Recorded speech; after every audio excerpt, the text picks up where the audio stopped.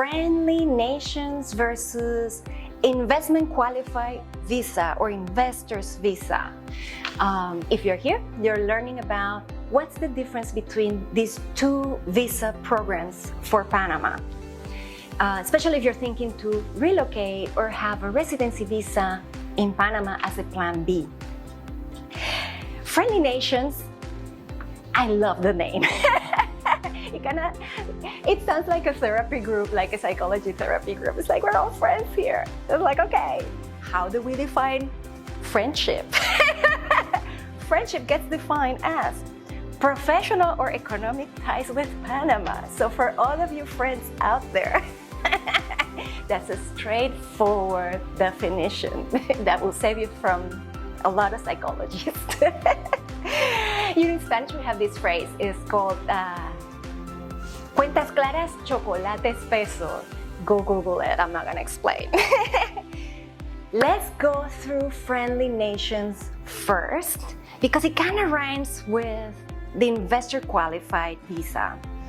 It has some aspects. At the beginning, it's going to sound very similar, especially because of the amounts and the fact that you can use real estate to back both of them, right? So let's try and kind of like organize thoughts about one and the other. Friendly nations doesn't apply to everybody. It has a list, specific list, and that can be found in the website I'm going to link below. But essentially, if you are friendly nations or you qualify for friendly nations, your investment starts at $200,000. Let's say you buy a property starting at that $200,000 range. Now, it's a longer period of time for you to actually get your permanent residency, your cedula, and all of that. The way it works, it's almost a 2-year period. Some people have gotten it before, but I've seen people between 2 years and 3 years where you go through steps. You know, you get some previous documentation, you get a previous carnet, and then eventually you get your residency and your cedula. The money for the purchase has to be free. It's not financed. So let's say you have a property that you're looking at and the property is $200,000. Can you finance a portion? No. I mean, you can always finance a portion, but not for the purposes of a visa. It has to be cash free and clear, at least $200, okay? If the property is $400, you put $200 cash and finance the rest, yes. Okay, so that's the difference. You have to have the $200 free and clear. It is a 2 and 3 year, but it's a cheaper visa in terms of the cost. And also for that chart on the cost, because it's not only the cost for what you pay the government of Panama, but it's also the expenses and all of that. And most likely, I mean, it's 2-3 years of your lawyer being in touch with you and following up. So if you're in that category and you don't mind the time, then that's great. If you can't fall into that category, or you really do want your visa and your permanent residency sooner, like now, then investor qualified is great. At the release of this video, the minimum amount is $300,000. It is going to increase in October to $500,000, and we're talking October 2024, for those of you the first time looking at this video. So at this time it's $300,000 free and clear, cash. Was the property $600 and you financed a portion, but you still have $300 cash? Great. But just make sure you have those $300 cash there immediately. The timeline, buckle up, for you to have everything that to the other guys took 3 years, it's going to be anywhere between 45 days to 60 days, right? All of a sudden you're like, yay, I love service. Now, it's a more expensive visa for sure. It is a red carpet, fast track, here it is, the whole thing. The other big difference is, for friendly nations, the property really has to already be under your name and everything certified. For the investor qualified, you can actually buy on pre-sales. And you can start your whole process wherever you're from, maybe in the States, in Canada. If you already signed the pre-sales, you don't need to travel in order to start the process.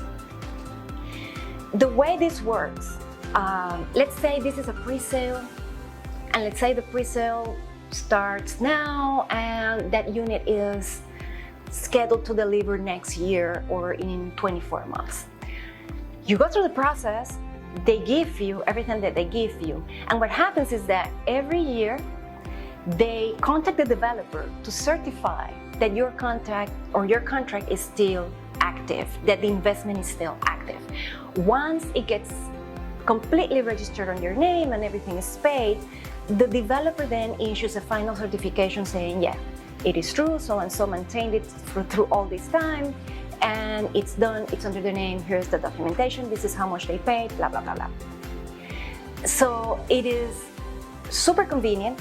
Even if you travel to Panama, you see something that is not ready and you're like, oh, but I really wanted my visa, the amount qualifies, you can do it.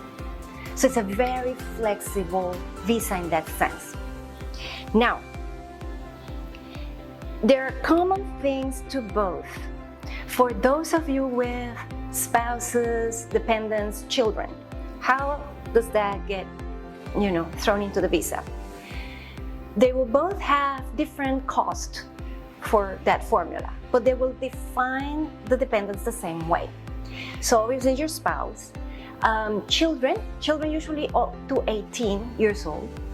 You can include children anyway, or your kids between 18 and 25, as long as they are studying.